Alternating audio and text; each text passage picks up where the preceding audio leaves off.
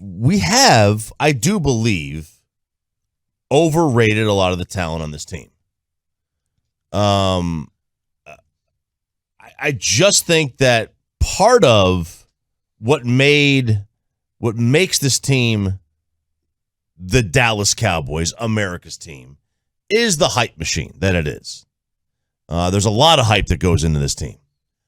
The players that are drafted are usually players that they're good quality football players. But then again, when you put them on this team, on this stage, with this platform, they become bigger than maybe they should be. And the expectations grow to a point that maybe they shouldn't grow to.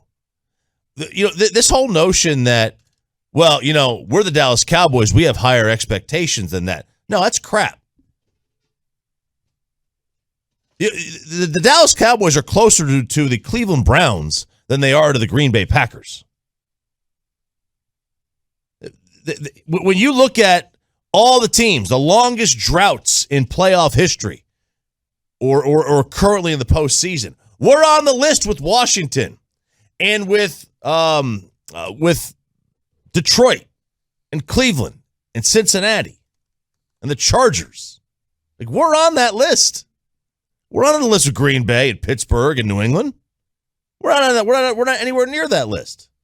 So, I think part of what Jerry does to the detriment is inflate the expectations because of the hype that he has and the hype that this team has. Yeah. Now, is it his fault that they're overhyped? No, it's probably not his fault. But, he is the owner. Like, the owner is going to get all the... Well, if you put the team in the spotlight all the time, they're going to be hyped. Yeah. But what are you going to do, not put them in the spotlight? Right. Like, and I think, the other thing is, like, do we hold... Like, we always put the blame on... Around here, I think.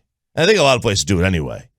But... With this team, the blame is always, at least since I've been here. I started working here in 2002.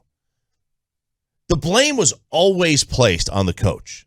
It was Bill Parcells, who's antiquated. Oh, Wade Phillips, players coach. Oh, Jason Garrett's a moron. Oh, Mike McCarthy's a moron. It's never the players.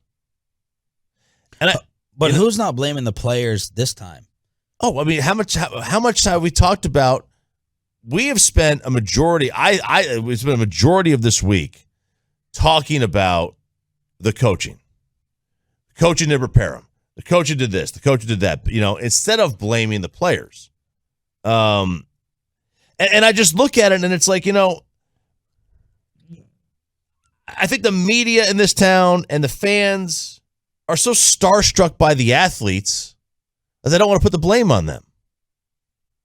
I said a story last week. The A-Rod story. You remember this with the penthouse? Yeah. He was trying to buy a penthouse in New York, and they wouldn't let him move into the building. They're like, no, we don't want you here. We don't want this. Do you think there's a apartment complex in Dallas-Fort Worth that would tell somebody of his stature, you cannot move in here? No, there would be a line out the door, a bidding war to get them to move in. We're starstruck by the athletes, which means we're less likely to put the blame on them and more likely to put it on the coach or the general manager. Dak is getting destroyed. He's been destroyed. Yep.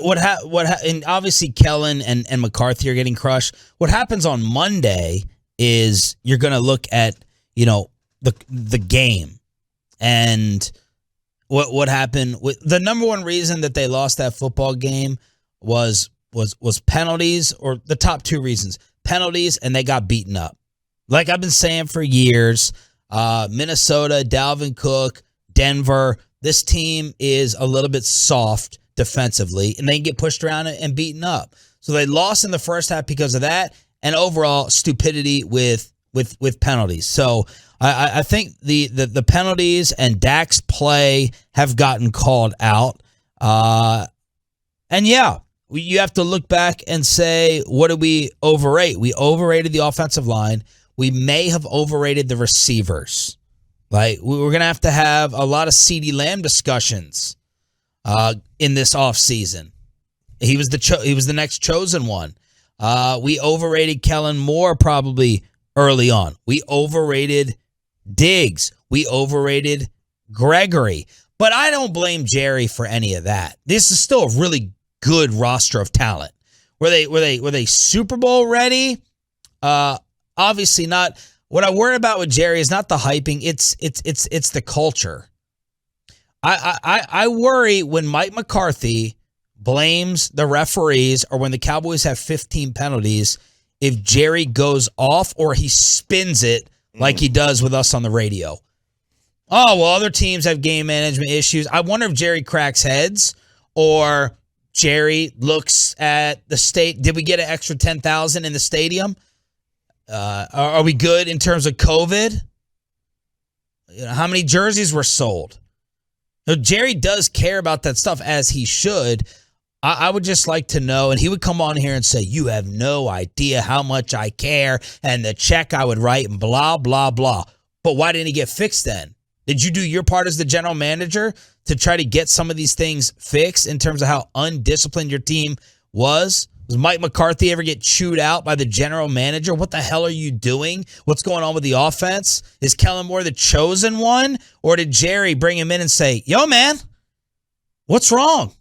You got way too many pieces here. So I just worry about Jerry getting upset with people in the building or whether he just spins it all positively like he does on the radio, because he doesn't come across a lot of times very ticked off and frustrated. Obviously, that's going to be different than behind the scenes, but I don't know how mad and angry he gets. Yeah, who knows? For them to continue to allow this team to whine and point and cry about the referees when you didn't come anywhere near playing your best against the Raiders, against Arizona.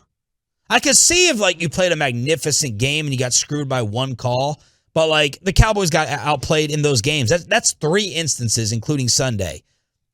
And did Jerry ever go to McCarthy and say, I don't, or in the team meeting and say, I don't want to hear y'all one more time talk about the referees when you play like that.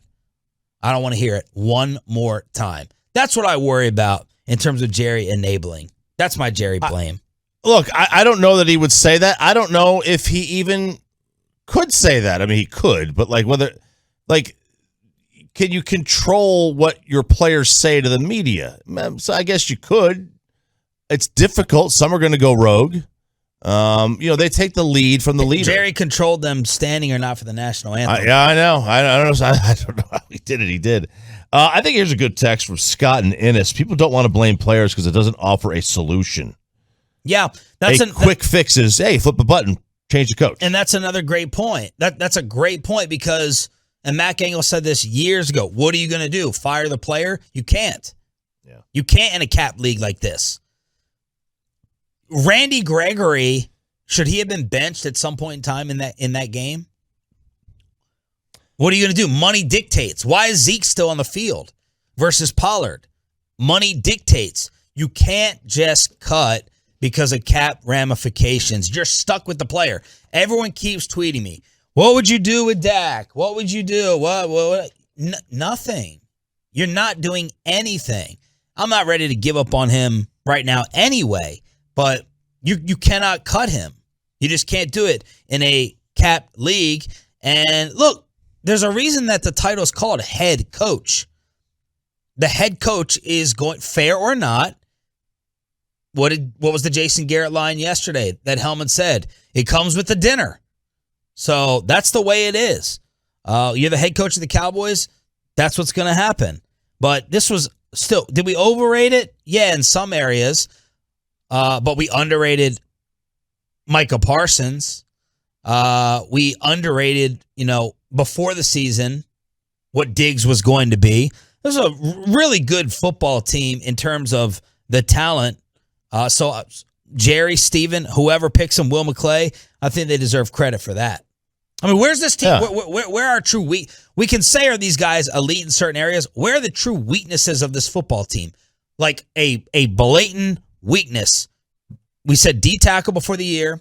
We said secondary, the other corner spot, some linebacker play, and now offensive line. The offensive line, a ditch?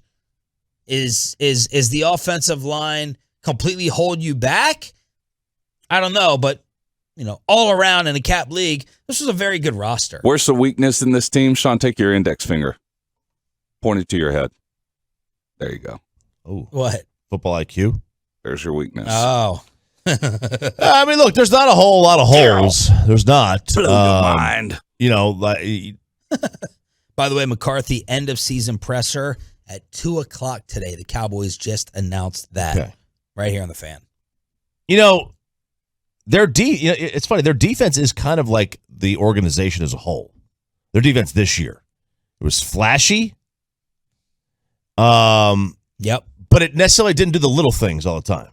Like, they weren't great in coverage. They made a lot of turnovers. They forced a lot of turnovers, but they weren't great in coverage. Right? They gave up a ton of yards after the catch. Was it the most in the league? Second most in the league, yards after catch. So it was weird, right? It was different. But there's not a lot of holes on this team, and that's good. One thing they do have is they've got a good quarterback who is not a game changer. He's not Patrick Mahomes. But again, nobody is. Nobody is. Can you win with him being as good as he is right now? And the answer is yes, but he's got to do that in a career year.